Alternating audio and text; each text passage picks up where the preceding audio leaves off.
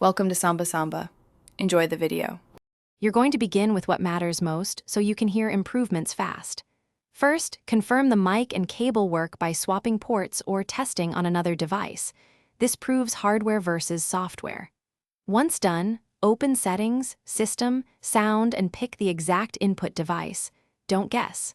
Make sure microphone access and app permissions are enabled. Then open Sound Device Properties and turn off exclusive mode, so multiple apps can access the mic without muting or distortion.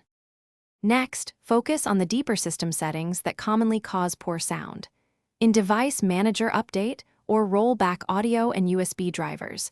When possible, install the mic maker's drivers for best compatibility.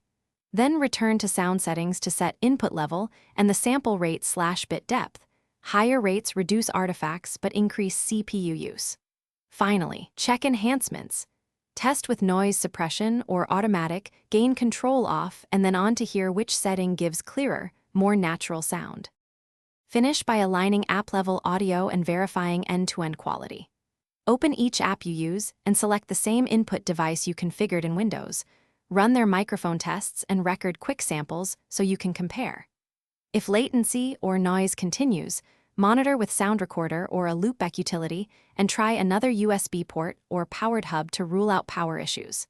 If nothing helps, run Windows Troubleshooters, boot safe mode for conflicts, and consider a dedicated audio interface or different mic as the last step.